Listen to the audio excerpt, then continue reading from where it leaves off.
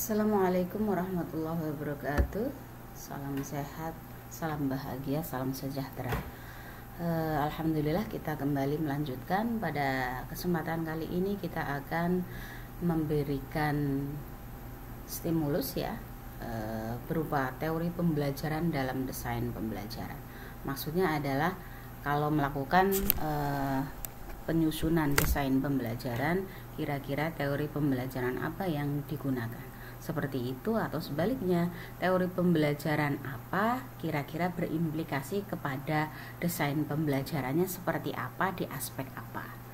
Baik, kita lihat bahwa di konteks desain pembelajaran yang akan dibahas pada kesempatan kali ini, ragam teori pembelajarannya ada 4, yaitu teori behaviorisme, teori kognitivisme, teori konstruktivisme, dan teori humanisme. Keempat teori ini kalau jenengan mahasiswa semuanya bisa mencermati kembali detail-detailnya, itu ada di dalam YouTube yang sudah diberikan seperti itu. Nah, kita lihat ya, yang pertama misalnya. Jadi karena ini ada di YouTube juga, maka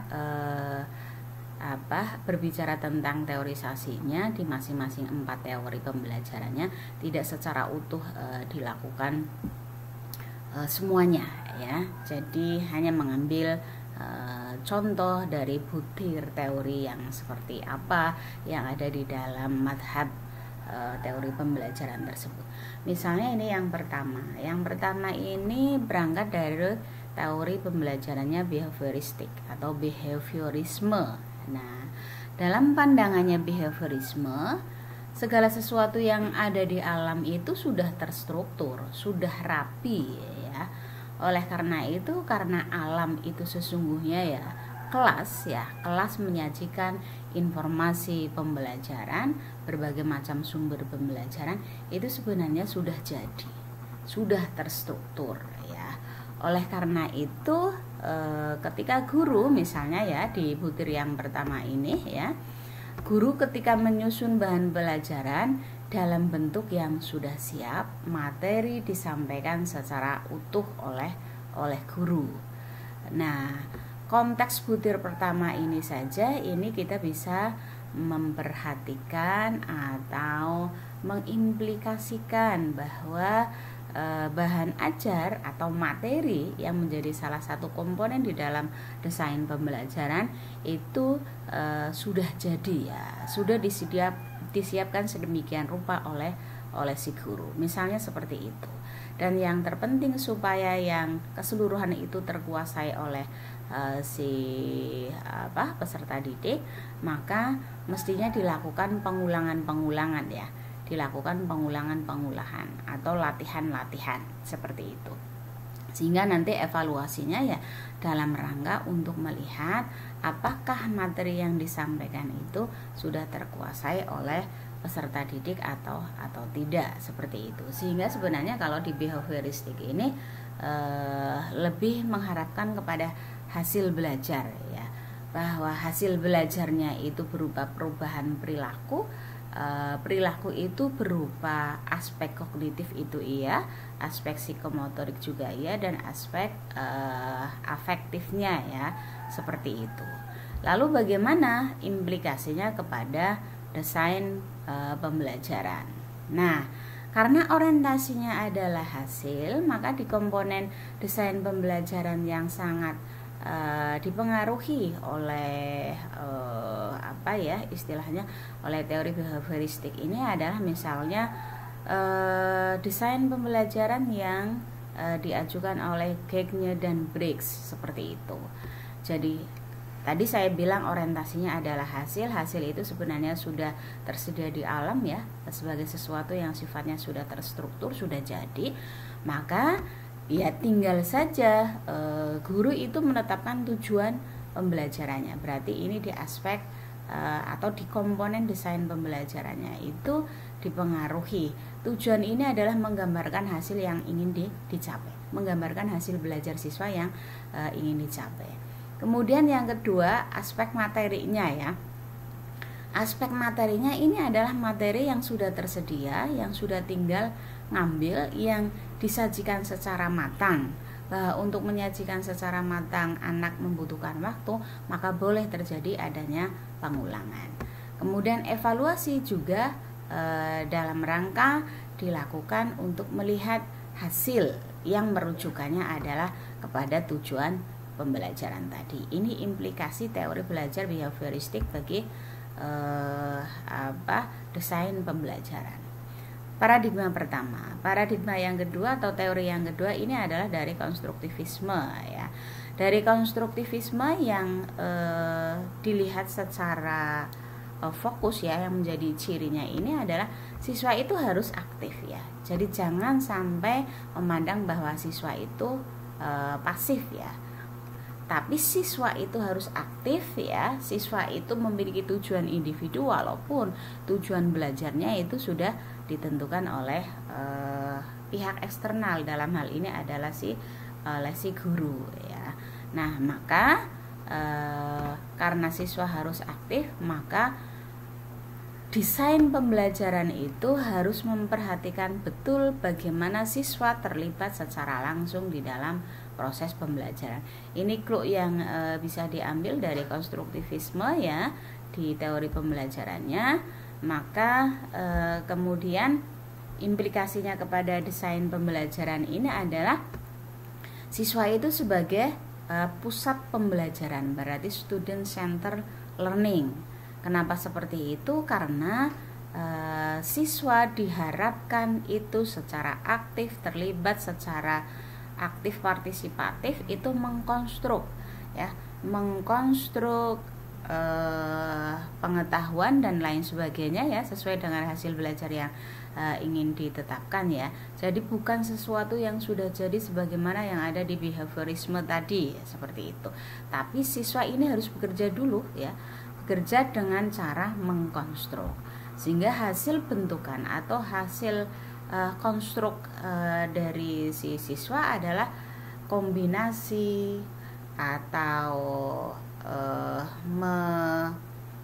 istilahnya selain kombinasi itu berarti melakukan modifikasi dan lain sebagainya berdasarkan konstruksi pikir yang dimiliki oleh si peserta didik.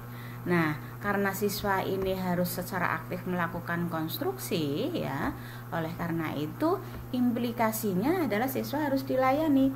Siswa dilayani atau difasilitasi secara aktif. Maka yang dipentingkan sekali di dalam desain pembelajarannya ini adalah model pembelajarannya atau pendekatan atau strategi pembelajaran yang akan dicantumkan di dalam desain pembelajaran tersebut adalah yang memfasilitasi siswa secara aktif. Pilihlah strategi pembelajaran aktif misalnya, atau model-model yang di dalamnya mengharuskan siswa terlibat secara aktif ya di dalam proses pembelajaran. Ini yang kedua, ternyata implikasinya berbeda ya, berbeda dengan implikasi yang pertama. Nah, yang berikutnya adalah teori kognitivisme ya, maksud saya seperti itu. Ini juga tidak berbeda jauh keberangkatannya dari aspek kognitif ya, perkembangan kognitif, tetapi tetap bahwa siswa itu harus aktif. Kenapa dia harus aktif? Dia harus aktif supaya dia bisa memahami pengalaman. Jadi ada insight ya, ada pencerahan ya, seperti itu. Aktifnya di kognitivisme adalah seperti itu. Sedangkan aktifnya, jadi agak berbeda ya dengan aktifnya siswa di paradigma konstruktivisme ya. Di paradigma konstruktivisme itu siswa harus aktif supaya bisa mengkonstruk seperti itu. Nah, kalau ini adalah bisa memahami supaya memperoleh insight seperti itu. Nah, bagaimana? Apakah implikasi dari teori belajar kognitivisme ini sama dengan teori konstruktivisme yang terdapat di dalam desain pembelajaran seperti ini? Jadi, menurut kognitivisme ya, tuntutan supaya siswa bisa memperoleh insight tadi, siswa ya harus belajar secara aktif. Lagi-lagi siswa harus aktif ya.